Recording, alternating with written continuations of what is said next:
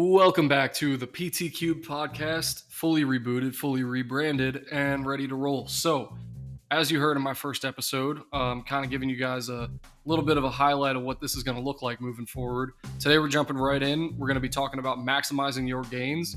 If you're not aware, I got a website, PT³.com. You can find some of my guidebooks on there.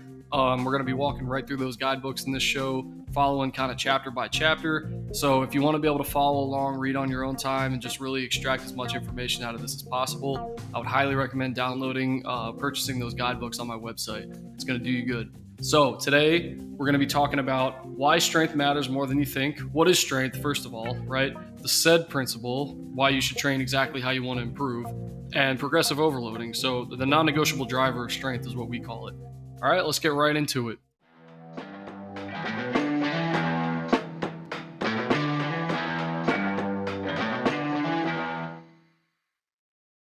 All right, we got an absolute treat for you guys today. So coming in right away hot on the first episode, we're going to be running guest speakers on this show like I told y'all. So today I got a really important one back in my undergrad days. His name is Drew. He's a soon-to-be OT, just got a CSCS. So he knows all the stuff, all the important stuff. He's going to hit you with the hard facts. This guy knows the lifting science, okay? Talk to him, Drew. Let's go, baby. Rawlings Penthouse in Rawlings the building. Penthouse. I love it. Happy to be here and stoked to break down some training with none other than PT³. PT³. Just call me Nate, bro. It's an honor. Sorry, Dr. Nate. All right, man. So basically, I have Drew on the show today because we have some kind of rivaling expertise here where we both got the CSCS background, but I'm coming at it from a PT perspective and Drew's looking at more OT. Now, that doesn't mean to say that those are incredibly different from each other, but they each bring their own skills to the table, each bring a different perspective, and that's what this show is about, is collecting up different perspectives, trying to give you guys like a wide array of opinions and ideas to think about. So today's episode, like I said, we're going to start off chapter 1 of my guidebook, and that's talking what is strength, right? And I know that's a silly question because it's got a pretty simple answer, but we're not talking about the textbook definition. We're talking about how is strength a skill, not just a number on the barbell that you're lifting? All right, Drew, so get us started with this. Yeah, man. Everyone thinks that strength is just a number that, you're deadlifting, you're squatting, you're benching. That's what everyone thinks when it comes to powerlifting. But that's not really the case. Strength is most expressed at its greatest form with the skill of a movement. But one thing I really wanted to touch on that me and Nate seem to have overlapping principles with PT and OT, your therapist, if you were ever injured, is going to take you through some pretty strenuous exercises that essentially they're going to hammer where the technique is perfect. It's got to be this good, that good. Your form has to be great because you don't want to get re-injured. And when a lot of people go to the gym, regardless of their adaptation that they're looking for, they don't seem to really emphasize that skill. So I think something that's overlooked, I guess, is training with intent with your warm-up, with how your form's looking prior to a lift, regardless of the weight on the barbell. Right. And I really love that point because when we're in rehab, right, I'm sure a lot of you listening to this have gone through some form of rehab in your life. If you haven't, great job. You clearly haven't done anything in your life to hurt yourself, which is kind of impressive living in a bubble. Never been in deep waters. never, ever been out the house, huh? But point being, when you're in rehab, we're all about specificity, getting you back to your functional activities. And we do that by breaking things up into their parts, right? So when we're learning, the two of us taking our CSCS exam and all that, we learn a little bit about segmental learning, breaking things down into it's a motor learning process where you break down a complex movement into a lot of smaller, manageable segments and learning how to do these individually so you can integrate it into the whole movement. And this is a big part of strength because in order to really have a successful compound movement, what we call a lot of different multi-joints working together at the same time, you got to have that isolated strength. So from a rehab perspective, right, you got a guy comes in, tells you that, my hip's really hurting me and I've got arthritis and things aren't moving the way they're supposed to. I can't squat down to pick things up off the floor anymore. So you start thinking to yourself, all right, how do we break down the motion of a squat, right? You've got all sorts of things going on there. You've got hip flexion, knee flexion, hip extension, knee extension, ankle dorsiflexion, all these terms, the whole plethora, right? Yep. And it's a whole kinetic chain. But we can't just start day one telling them, all right, we're going to work on that squat because that's not how it works. You got to isolate it. You got to kind of calm down certain muscles that are acting up. You got to stretch out certain muscles that are tight. So from a physiological standpoint, like strength is your ability to produce force, but you can't produce force if you're not at optimal muscle lengths. And that's when the rehab perspective comes into play. So when we're breaking things down, right, and we're thinking, how do we really dissect a movement? We need to start at the very basis of what is it that we're trying to do. So if you're trying to stand up tall, right, really what you're doing is knee extension and some hip extension. So what are the actions of the muscles that perform those things? It would be you have to look at the anatomy of the human body and say, what muscles are we dealing with? What does hip extension, right? The glutes. Yeah. Right. Sure. And what does knee extension? The quads. Yep. So we're going to start with bare bone stuff, right? Some kickouts, some long arc quads, some weighting those specific movements to try to train the specificity of that movement. And then we start building the blocks. Yeah, exactly. So we start with essentially the basic movement after, I'm sure Nate has a lot of experience of doing movement screens. So you kind of see what their deficits are, and then you work from there. So if you were training a client or a patient in, let's say, a push press, right? You want to look at their deficits immediately and think, oh, okay, maybe they're limited in overhead motion. So what's something we're going to attack immediately is the rotator cuffs, the supraspinatus, your medial delt. And then you start breaking down those movements, start working with force couples to produce force within that compound movement. And then finally, a good idea would be to do unweighted practice, video feedback, immediate feedback. All of these ideas are going to be so important for getting your athlete, your client, your patient back to, expressing strength. Exactly. And that's why we look at strength as a skill, not just like a concept, right? It's a skill to be able to combine all these different individual strengths into one systemic strength, as we call it. Like when we name things strength training and we're programming, like me and Drew, we program from our clients, right? If we want a client to improve their strength, it's not so simple as to just, dose them a certain way. We're going to talk a lot about exercise dosing on this show, but you can't just dose them a certain exercise and expect strength to get better. You have to build those foundational blocks first before you try to put together the whole motion. No doubt. Definitely all this to say, like, it's about neural efficiency, joint stability. We haven't even gotten into the nitty gritty. We're just talking muscles here, but your joints got to work too, right? So like you look at these big guys, like all your juiced roid heads on social media. Ain't it funny how a lot of them like get these muscle tears that seemingly no one else does? Like, yes, lifting heavy comes with its risk, but not when you're dealing with proper load capacity. When your tendons can't handle the same load that your muscles can, that's when you get into a dangerous zone. And when you start taking these anabolic steroids, your muscle capacity starts completely leaving the range of what your tendons can handle. That's when things start snapping. That's not supposed to happen. And this is all to say there's lots of components to this thing. Like strength isn't just how much force can your muscles produce, because your muscles are attached to your tendons that are anchored onto your bones. If your bones are brittle, you could get avulsion fractures. There's all sorts of stuff to consider. Stress fractures too over time. For sure. In that proper form. So one easy example, if anything we said didn't make sense, would be the skills that maybe me and Nate work on. An easy one we were just talking about actually 30 minutes ago was the squat. I mean, Nate probably weighs a good, 20, 30 pounds heavier than me. How much you weigh? 169. I got you by like 15, 20. Okay, you got me by 15. You bulked up a little. Yeah. All right. Not much. We're short guys, just so you know. We're short. Yeah, but no, I mean, I've been squatting for a long time, and especially playing a little bit of lacrosse in college. I mean, that was one of my key lifts. I'm really comfortable with it, but it's going to be a little bit more than Nate's right now.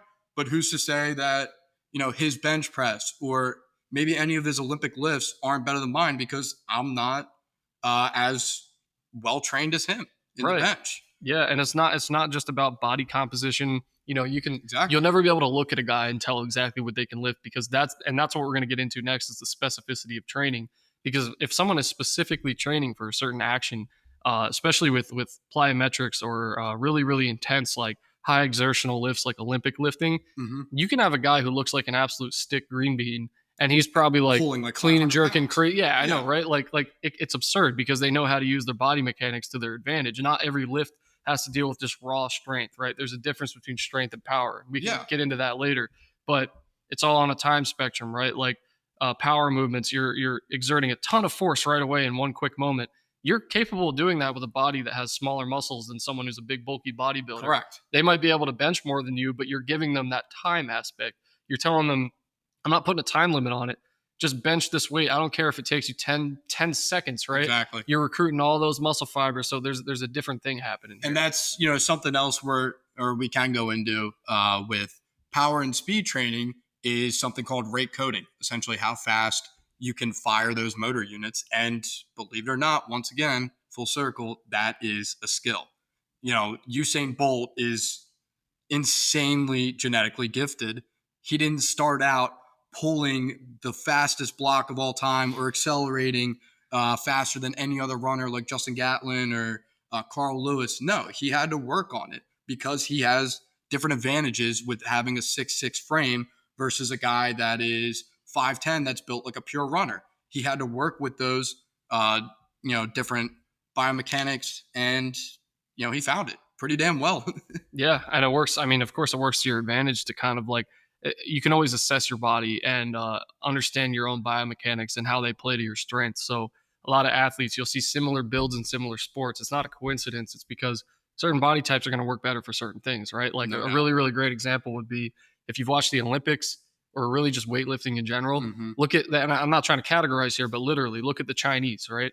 They have a different body type. They're usually shorter, stockier guys, and they have a very specific length of a femur that allows them to get into deep squats with no pain, no tension, and they produce optimal force coming out of that pocket. And also with the deadlift too, with a lot of Chinese lifters too, you would agree that they have to drop their hips a bit more than someone with just really lanky arms that has that mechanical advantage pulling straight off the first pull. Like look at the Norwegian guys, some of the big lifters. I'm talking like Thor and what's his face, Eddie Hall. Yeah. Right. The guys who've lifted the most ever, their leverages are completely different. Yeah. Right. They're giants, they're huge guys, but they have short torsos, really long appendages, right? Correct. Like long arms, long legs. Exactly. Mainly the long arms is what helps you there. But what we're getting at here is that, again, coming back to the main point, strength is a skill, right? And you have to hone it into a specific skill that works for you. Systemic strength isn't just going to be like applicable to everyone. This isn't a general principle. And this is why it blows my mind when, trainers, your average Joe trainer at like, I'm just going to throw this out there, but crunch. Well, they'll program you a nice little workout telling you that you're going to get stronger, but is it specific to your body? No. Will I say you will get stronger? Probably, because just by moving, you're going to get results, right? But it's kind of like having a middle of the road therapist who's going to tell you, hey, sit here, rock your legs back and forth, do a couple marches and your back pain's going to go away. Now, there's kind of some amount of validity in that, because yes, they will get better simply by moving, but are you optimally training them? Are you optimally helping them recover? Excuse me.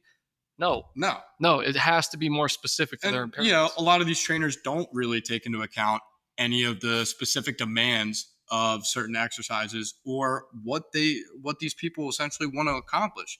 If it's general hypertrophy, sure, a lot of stuff works. And that's a whole different space where you can argue this is better than that, and which is fine. But, just programming a client to just machine hop essentially and, just rest 30 seconds to a minute, let him scroll on his phone or her phone. You're not doing anyone any justice. No. You really have to move with intent and train with purpose. For sure.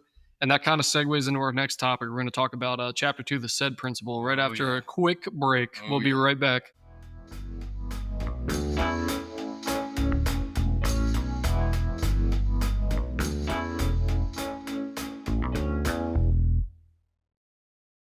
All right. Moving on to Chapter 2. So the SAID principle, right? Why do you want to train exactly how you want to improve? Well, your body has specific adaptation to impose demands. That's what that stands for. It's a fancy way of saying you're going to get better at what you repeatedly do. So it's really, you hear that all the time in your life, like practice how you play, right? Because you are literally training a motor learning process. If you guys haven't heard of motor learning, there's 3 phases, right? The cognitive, associative, and autonomous phase. And we're going to focus a little bit on the cognitive phase and talk about a concept of newbie gains. So when you first start lifting, I'm sure a lot of you have experienced this. And if you're in your initial stages, and you're probably experiencing this right now, where you think that you're gaining all this muscle mass, you're getting so much stronger. Really what you're doing is you're taking the training wheels off.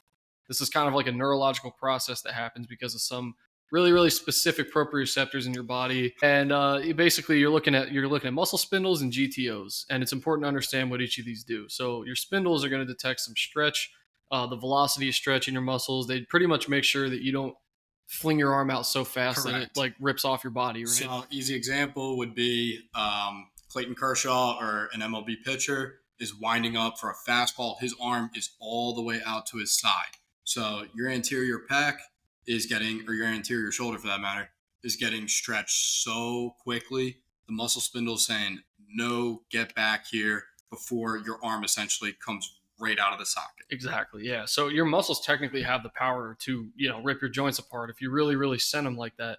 But that's why we have these proprioceptors to keep ourselves in check and make sure we don't stretch things too fast and too hard. Now, you also have something called a Golgi tendon organ, GTO. This is kind of it's a really interesting process where they inhibit too much tension in your muscle, right? Yep. So let's say you're benching for the first time, or not even the first time, but it's your second week in the gym, and you're noticing that each session you go in, you're able to bench like 5-10 pounds more. You're like, oh my gosh, I'm getting so much stronger so fast. You're not necessarily gaining muscle mass, because I can tell you right now it doesn't happen that fast. I wish. Wait, right? What you're doing is you're down training the GTOs a little bit. So you're telling them, you're almost inch by inch letting them know, oh, this is actually a load that we can handle without snapping apart, getting muscle tears, right? Like, Correct. you have to put yourself in that specific situation to allow all these mechanics of your body to understand what's going on. So a lot of people are afraid to get underneath a barbell for the first time, whether it may be a bench, squat, anything like that. Compound lifts are scary, right? Yep. Get yourself a spotter, first of all. Yep, absolutely. But when you're coming down to that stretch shortening cycle where you're getting to the bottom of your bench or the bottom of your squat and you need that power to come out of it, you're not going to have that when you first start lifting, because you haven't trained specifically for that. So you might get stuck. A lot of people get stuck in what we call the pocket of a bench, down in that bottom phase. When it's down on your chest, suddenly it feels like you can't move it anymore. You haven't trained your body enough to understand what it feels like to come out of that position, how to get that stretch cycling reflex out of it. Yep, absolutely. When we talk about the SAID principle being specific adaptation to imposed demand, what that really means in reckless terms is we are trying to force our body to keep up with the load, the work, and the effort. So when you're bench pressing and you're at what we call sticking point, and you're trying to get that up, you're going to see a lot of experienced lifters have the ability to fight through that. You might think they have that dog in them, but no, it just comes with training experience that they're able to handle that type of capacity, that they're essentially down, or their GTOs are down trained. Right. And kind of like how I touched on in the first chapter, I gave an example there of, fighting for it. Time, the time aspect of power versus strength. That's a really good thing to consider. So like Drew said, when you watch these guys, these veteran lifters in the gym, sometimes, you watch one of their reps, maybe it's rep 8 or 9, and they barely get it up, and you're like, oh, certainly they're going to rack that. And then they go ahead and go for another one, no spotter. And you're like, oh my God, this guy's going to die.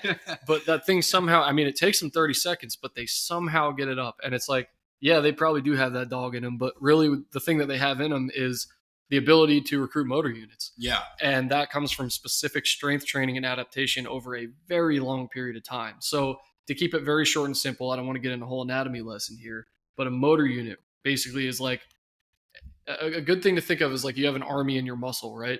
And a motor unit is like the whole army, but there's a lot of different soldiers in that unit. You have the general and the troops. You got the general and the troops. There you go. Way to put it. So some of them are really good generals and they're good at commanding the troops, but they can only get good with experience, right? So over time, as you lift and lift and lift, your commanders are going to get better at commanding their little army in there. But when you first start lifting, you have all these available muscle fibers to use, but your body doesn't know how to recruit them all. You got some lazy guys, some guys that don't get into formation. And as you train throughout the years, especially specifically for strength, you learn how to recruit motor units, recruit those units in the army, right? And suddenly you have a whole functioning unit, and that muscle's 5 times stronger than it was in the beginning. Yeah, those troops are under fire after a certain point of training, and it's at some point the general will say, like, guys, we really need help over here. And they're able to extract greater and bigger type 2 motor units, which is all that hypertrophy and strength training is essentially about. That is the adaptation we are trying to squeeze out of our training. And if you aren't doing that, we need to do it a bit harder. Yeah. So another good example of that is if you watch people you see online all the time or on social media, like these guys hitting these crazy deadlift PRs. When they first start pulling, right, they talk about pulling the slack out of the bar. If you've never heard that, they're basically pulling that like resting tension right there that's sitting in the barbell. Mm-hmm. So you pull the tension out of the barbell before you start trying to get the weights off the ground. That's a whole nother can of worms. But once the weights start coming off the ground, it might look like it's not going anywhere for a second, or maybe it stutters or pauses in the middle, and they look like they're about to drop it. And then suddenly the whole second half of the lift comes probably 2 times faster than the first. Exactly. The lockout, right? That's the hardest part of a lot of lifts, is finishing the lift. Like, you've got it moving, but for some reason you just bail out in the middle, or it feels like you lost all your strength. The guys who are pushing through that little barrier and getting past it have trained the specific strength adaptation of motor recruitment. Like I said, motor unit recruitment. So when you're halfway up on a deadlift and your body gives out on you, that means you probably haven't been training long enough on deadlift for you to fully recruit all those muscles in your hamstrings, your quads, your glutes, everything that's working together in that kinetic chain that we talked about. And that doesn't come without isolation exercises, right? Sure. You can train the deadlift over and over and over and over, but if you don't break that movement down into its composition, Exactly. like some RDLs, right? Yeah. Some good mornings, like you need Yep. you need some hip extension, Some you need some B trunk stands. extension, Yeah. right? I would even argue that in order to get into a proper position, you have to have the right dorsiflexion, the right to be able to sit back into It's the not an deadlift, argument. right? It's Yeah. true. So Yeah. you have to incorporate all these things. But before we get too off topic, the whole point of this is to say it's not good to just do random workouts all the time, because you're never actually training a specific adaptation for your body. Now, that's not to say that you're doing a bad job by showing up in the gym and doing random stuff. You've got the foundation set, right? The consistency's there, you're showing up, but now you're wondering, okay, why am I not getting stronger as fast as I want to? And that's because you're not training specifically. So some of our most common kind of themes that we have for training specificity would be strength, power, endurance, like Cardiovascular endurance, explosiveness, cardio. muscular endurance, speed, agility, quickness, and it's the same thing for those type of adaptations as well. With cardiovascular endurance, those guys that finish strong in a marathon, they've been doing it over and over and over with the right direction. Same thing with guys that are running the 40 in the NFL Combine. They've been trained to do this over and over and over in the right direction. They break down everything in front of them to make sure that the adaptation they're looking for is just enough to complete, the task in front of them to their fullest intent. Right. And, a lot of people, they struggle with plateaus in their training, and it's usually because they're bouncing around specificity of training so much, right? Like, Agreed. if you want to straight up, like, if you want a better bench, you want a better, specifically a barbell bench. Because when you think to yourself what your goal is, you have to be very, not just specificity of training, get specific with your goals. If you want to say, I want a stronger chest, right? Okay, well, do you mean you want hypertrophy of the chest? Right. Do you want hypertrophy of the pec? Or Do you want a stronger bench? do you want a stronger bench? Because Yeah. those are two completely different things, and you 100%. train them completely different. Like, for example, in my training, I wasted years of my life trying to get a bigger chest, thinking that a bigger bench equals bigger chest. Sure. Because you see these guys on social media, like, I mean, granted, a lot of the bigger guys are benching bigger numbers. But it's not always true. It's not always true. Look at go to a powerlifting meet, right? You'll find some guys that are probably like half a Drew's size, like Yeah. barely pressing Putting 100 up- pounds soaking wet. Right. Like, And they're putting up, benching like, 350. Yeah, it's Yeah. insane, because Yeah. they have the right leverages, they understand the form, and they've got that stretch shortening cycle down that we were talking to you about. They've down trained all their GTOs. There's so many factors that go into it, but it was not that barbell bench that got that bodybuilder's chest bigger. Now, it might have helped if they dosed it the right way, but if you show up to the gym every day, and it's really, really basic programming principle that a lot of people use. Oh, I do 5x5 compound, and then I go straight into my 8 to 12 reps of my other exercises. That is a very good way to organize things for strength training, compound lifts, that kind of stuff. But if your ultimate goal is to get a bigger chest, and the main exercise you're doing for your chest in your workout every push day that you have is a 5x5 barbell bench, I'm sorry, but Yeah. you're getting a better bench, but you are not getting a better chest. Like, Agreed. you need to make it specific. So hypertrophy, right? We're going to get into a whole episode on dosing, but if you're not running that 8 to 12 rule, that 8 to 12 rep rule, which we will cut into a little bit on this episode, if you're always doing 5x5s, or my favorite is the high schoolers that come in and think they need a 1 rep max every single time they're in the gym, and they think that's going to get them bigger. Newsflash, it's not. No. It's not. No, because after a certain while, you're going to have a cutoff. And one thing that I think I'm pretty grateful that I've learned in my clinical experience, and same with Nate, is the dose makes the poison. And you have to learn how to clinically apply certain doses of the right movement patterns, the foundational movement patterns, to squeeze that adaptation out. which all really starts with progressive overload. Absolutely. And that's going to cut into our third chapter. So we're going to take a quick break and get right back to you with chapter 3, progressive overload.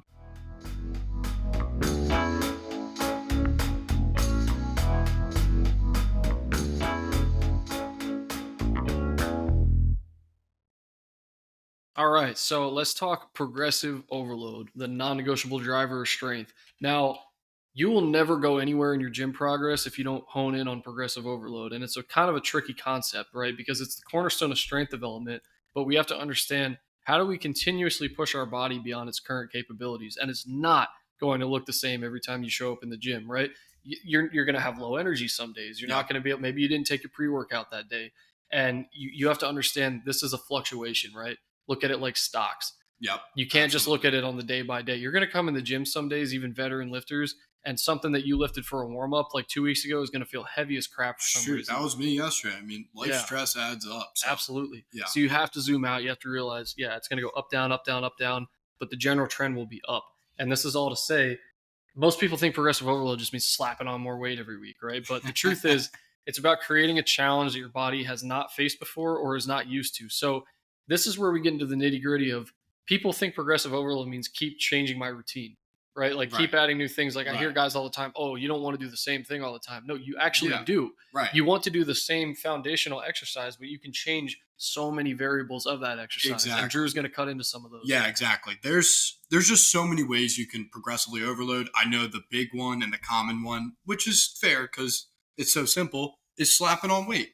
I mean, I know the rule for upper body lifts is around 5 to 10% usually, 5 to 10. And lowers around 10 to 15%. Sounds right. Idealistically, CS knowledge right there. Yeah, there you go. Idealistically, that's fantastic, but that doesn't work every time. So, what are some ways that you can, squeeze that adaptation out again and progressively overload? So we have increasing weight. Obviously, we just touched on that. Increasing reps is a big one. So, with most very low volume lifters, for more on the slow strength, speed of things, they probably shouldn't be increasing a ton of reps for progressively overload. And I would say a lot of volume lifters should be. A lot of people that are focused on just getting in general shape and general fitness. Yeah. They should be working on adding a few more reps, getting a little bit more muscular endurance, a little bit more cardiovascular endurance out of their training.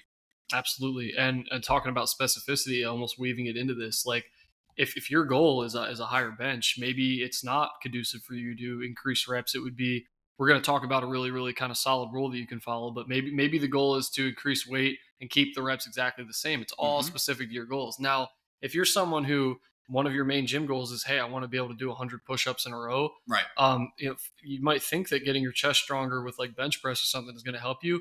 You're actually looking for more local muscular endurance. So doing repetitive push-ups, or maybe taking a really light bench press and hammering it out for like 50 reps. Yeah. Like, and again, this is just spitballing an idea here. Maybe if that's your client's goal, like that's what you want to help them with. So we can do all sorts of things here to manipulate variables. And one that I feel like kind of gets toyed with almost on accident all the time would be rest intervals, right? 100%. So rest intervals are incredibly important. And I want to bring up something that I see in PT every single day, right? I don't think I've said something more in the last month of my life than 3 sets of 10. Okay. And guess how many times people actually follow that rule? Probably like 1 out of every 50. The 3 of 10 with 1 minute rest. No. I mean, there's not a single person on earth that's a patient that'll follow that. It's the most broken rule in the history of physical therapy. And it's funny because we just keep dishing it out like they're going to do it. Now, 3 sets of 10. Why do we say that? And it's a really simple concept it's gonna blow your mind why we always hand this out. Like, you probably look at it and you're like, oh, they're just lazy and they want to kill some time, and that's 30 reps. But if you add rest times and you're killing patient time and you can no, listen. This is not just a principle for rehab. It's a principle for strength training. Yep. We're going to talk about a rule here. It's my ultimate. If there's one thing you remember from this episode, you want to remember this rule. Okay. The 8 to 12 rule. This is a cheat code. If you're looking for progressive overload, and this is specifically with strength training, because that's kind of my thing, right? Kind of Drew's thing. We're strength conditioning specialists. If you stay in this 8 to 12 range, you're golden. This is how you continuously progressively overload. I'm going to give you a practical example. So you're in the gym, right? You've been up in your incline bench for the last couple of weeks. Maybe 2 weeks ago, you could do the 50 pounders for 8 reps. Sure. Great. You're getting hypertrophy. The next week, you could do the 50 pounders for 10 reps. You're like, oh, I'm getting stronger. Yeah, you are. Yeah. And then the week after that, you can do it for 12 reps. And now you're like, okay, I'm really dominating these weights. Mm-hmm. Now you come in week 4 and you're pressing the 50 pounders for 16. Mm-hmm. All right. Red lights are going off. There's an alarm here. Okay. CSCS brain says, whoa. You're starting to move out of the specificity of what you're training for. All right. And it's silly, but it's true. So did you hit the 12 reps? Here's a really, really easy question to answer. Did you hit 12? Okay. Reps in reserve. That's a question I always ask my patient. Mm-hmm. Instead of trying to understand, is this a right weight for you? Does this feel good for you? No. How many do you still have in the tank? Right. Ask yourself that every single time. Was that 12th rep actually like the hardest, RPE 1000, like most difficult lift of your life? Or was it like I just stopped because I said my program said 12. Right. If you still have like gas in the tank, go pick up a slightly heavier weight. Go pick up the 55s. Try them out. Did you get 8 reps? Good. Did you get more than 12? Oh, well, they're still too light. Yeah. So you start making sense of this as you practically apply it. But really, as long as you can do more than 8 reps and you're not exceeding 12, you're not like getting to 15, 20 and still not tired, you're going to be progressively overloading. Okay. 100%. If strength is your goal, that's the golden rule. It's an easy way to look at it too. And some of the trickier adaptations we were discussing in the prior episode with strength, speed strength, slow strength, speed, agility, quickness, muscular endurance. Another few ways for a progressive overload that, Nate, we can touch on is rest time. We talked about that for sure. Yeah. With muscular endurance, that's a great one. And tempo is one that is not talked about at all. Huge. At all. So there's no calculation for this, but you have to think in your head logically that if you can handle a 3-second eccentric on a bench on maybe your last rep or two of 6 or 8, that you can probably go up another rep or two of your normal tempo as long as you're not bouncing out of the bottom. Absolutely. And when Drew says eccentric, because I'm not sure we touched on the phases of lifting yet, for those of you that are not aware of kind of like the different contractile tendencies of a muscle, when let's just use a bicep curl as a real easy one. So everyone that's listening right now, take your arm, right, stick it to your side. Everyone knows a good old bicep curl with a dumbbell. You're bringing your hand up toward your shoulder, right? You're ascending in the curl. That would be a concentric contraction. Your muscle is shortening. Your bicep is shortening as it produces tension and force.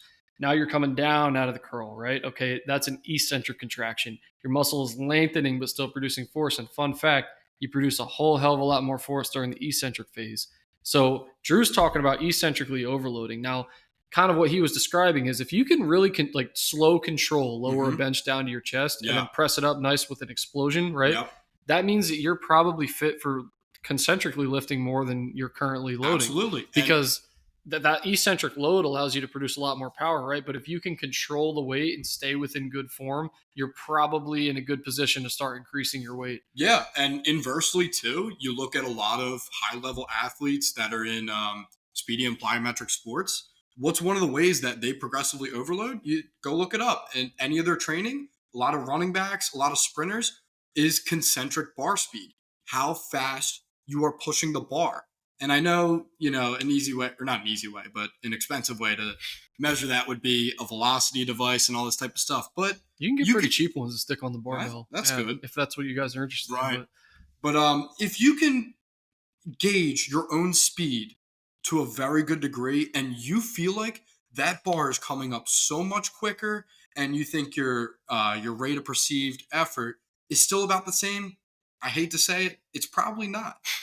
If that bar is moving a ton faster, you're producing so much work that you have to go up another rep or two, depending on your reps in reserve. Yeah.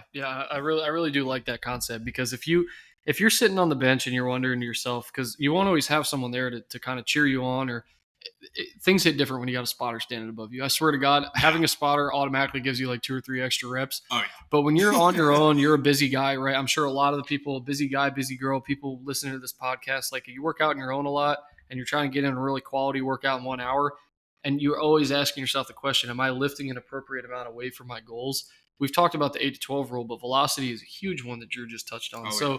if you find yourself with the ability to slowly control everything down, right? Like you're doing squats, you can lower that thing all the way ass to grass, pause. And that's a huge one too, is taking, when you take a pause in a lift, you're removing that stretch shortening cycle, right? You're removing like the explosion out of the bottom. So what it's called in plyometrics and isometrics is called viscoelastic creep. So long story short, it's when your muscles aren't moving, but they're trying to contract because your tendons are creeping up, and that's producing a ton of work. So if you can do that, I mean, like, go ahead and try it yourself. Try sitting in the bottom of a wall squat with like a few plates on you and feel how tough that is. And if you can explode out of that, imagine doing that on a barbell once your form is good enough. Right. And I take this kind of concept and apply it to anything. And honestly, aside from progressive overload, if you guys really want to like make sure that your movement has good quality, you have a good warm up. People talk about warm ups all the time, right? If you want to get a good warm up in for something, specificity, stick with specificity. You don't need to do all this crazy random stuff like, foam rolling is great. Like dynamic stretches, they're great. But the best way to warm up for a lift is to literally do the lift with a lower weight with more control. And with the same style that you complete the lift at whatever your percent rep max is. So if you're moving the bar at, for example, 1 meter a second, that warm up should be the same thing. Right. Yeah. It should be the same exact thing. If you notice that you're getting to, this is the whole concept of velocity based training. If you are doing like a 5x5 of squats, that's kind of just what you're saying you're going to go in to do. Yep. And you get 5 the first set, you get 5 the second set, you get 4 the third set, but you stopped at 4 because you noticed that it was starting to get slower. Yeah. That's okay. That's velocity based training. Fine. You can go to rep number 5, right? It might be a little slower, it might be a little shakier. Yeah. But if you're trying to train with the same consistency, the same velocity, with the same work at every rep, you can start getting into that specific velocity-based training. Right. It's a little bit more of an advanced concept, but it keeps everything very like mirror method of each other. No, I mean, circling back, it all goes to the same thing. We're doing the squats because why? We're trying to get the adaptation of bar speed. We're trying to get concentric speed. So if you can't complete the same amount of force or velocity with only getting a rep shy or so, that's okay. You're going to have to decrease the weight or go back and try to do the same amount of reps with the same amount of speed. You have to follow the adaptation. Absolutely. And practically applying this, right? Like kind of going back to what I was saying about warm-ups. When you guys are getting ready to rip some of you're using, because now you're educated, right? You got that CSCS mindset. You're going to go in there, you're going to rip the 8 to 12 rule on all your lifts. For all you guys, all you girls that are going for, trying to lose weight, put on some muscle mass, hypertrophy. So you're already in there. You're using that 8 to 12 rule, but you're like, man, I don't want to just jump right into it. I do want to warm up a little. Well, take a weight, an appropriate low weight, right? Like maybe 50%, 60% of your one rep max, something you can toy with. 6 to 10 reps. 6 to 10 reps and make them super, super slow eccentric phase and sit in the bottom of it. So when I say sit in the bottom, it doesn't matter what lift it is. If you're warming up for bench, for example, slow lower that thing onto your chest. Let it sit there for a second, pause it. Get rid of the stretch reflex. Make it all just strength and power out of the bottom. Push it up as fast as you can. It should be as hard and as fast every rep as if it was your 1 rep max. Do the same thing with squats. When you're getting ready to do a heavy squat day, load up the bar. Maybe if you're squatting 2-3 plates, load up 1 plate. Go real slow descent. Watch your knees, right? Knees over toes. Get those knees out. Sit in the bottom of your squat. Literally hold it. Squat University talks about this all the time. One of the best ways to train the bottom of a squat is to sit in the bottom of a squat with weight on your shoulders. Hold it 10, 15 seconds, brace. Look up. I mean, same thing with deadlifters too. I mean, a lot of the heavy power lifters, when they're practicing for their 90% or their 95% 1RM, what do you think they do in warm-ups? Is they practice that first pull where they have to get through the sticking point. Oh, yeah. Even with just like 185 or 225 on the bar, they do that. A lot of them pause rep too. Exactly. I mean, you think it's a bad, people look at deadlift, and this is another can of worms, but a lot of people are scared of deadlift. They say it's like a very risky lift. Okay, every lift is a risky lift if you're doing it the wrong way. Deadlift is probably the most functional thing you can ever do. And we talk about SAID principle, and now you guys know all about that, or specificity. Think about how many things in life, in your daily life, where you're basically performing a deadlift, right? Reaching down, picking things up off the floor. You do it every single day. Don't tell me you can't, right? Yeah, I can't tell you how many times I do Exactly. So in terms of functionality and specificity to real life, even if you're not a power lifter, the deadlift is the most functional, arguably, maybe next to the squat.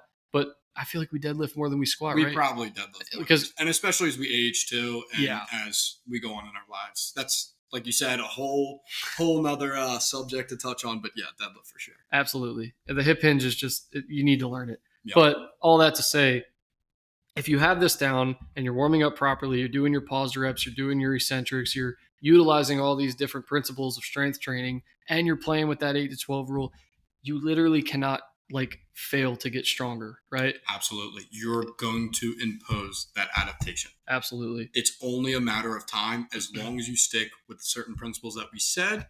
Try what works for you and stick with it. Yeah, Keep man. going. Progressive overload. It's not about maxing out every week, right, guys? We got to leave that mindset. No more ego lifting. If you're new to the gym, it's hard to not care about your numbers, but I'm telling you right now, if there's one thing I could do is go back in time and tell my former gym self, like, stop caring so much about the numbers. It doesn't matter. I couldn't agree more. If the goals are your numbers, fine. Yeah. Fine. If you're a power lifter, but dude, if you're not in competition, you're not doing powerlifting, and you're just a young dude, young girl, or even doesn't matter how old you are, you're just trying to get stronger. Stop paying attention so much to the numbers. You got to pay attention to these numbers, right? The progressive overload numbers, because if you can fundamentally ignore what weight you're moving and just listen to these principles and consistently progressive overload, it'll go up. It'll go up. It always will. That bar's going up. I understand for all the people out there that are, hyper competitive like myself, like, please just give it time. It stinks, but you really got to give it time. Hone down your technique, key on a few of these principles, try what works for you. You're good to go. Promise. Yeah, man. Yeah, so that's kind of our key takeaways for today. I wanted to make sure we touched on everything about progressive overload, said principle, what is strength, right? I hope you guys have a good understanding now of like strength as not just a concept, but as a skill. Remembering to break down things into their component pieces, remembering to train each of those component pieces. You guys are going to be absolute filthy monsters if you just follow these rules, okay? Like, there's a reason why we teach this stuff. It works. If you use the science behind this, you can stand in confidence knowing that what you're doing is going to work, because it is literally how your body works. That's how your body adapts.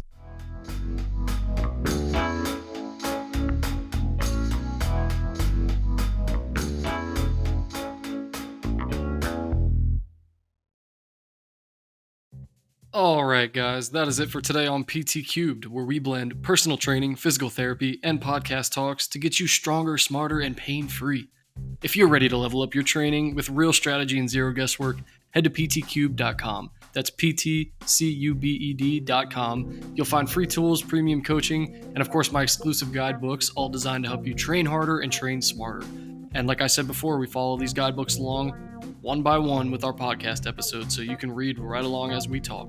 And hey, if you want to follow the journey, hit me up on Instagram at PT³. That's where I drop tips, training reels, rehab gems, and the occasional meathead wisdom. Any questions, ideas, or just want to say what's up, shoot me an email at natecaram@pt³.com. That is NATEKARAM@pt³.com. And yes, I actually read them. Remember, strength is built through consistency, resilience, and knowing exactly what the hell you're doing in the gym. So keep showing up, keep stacking wins, and most of all, stay strong, stay sharp, and stay cubed.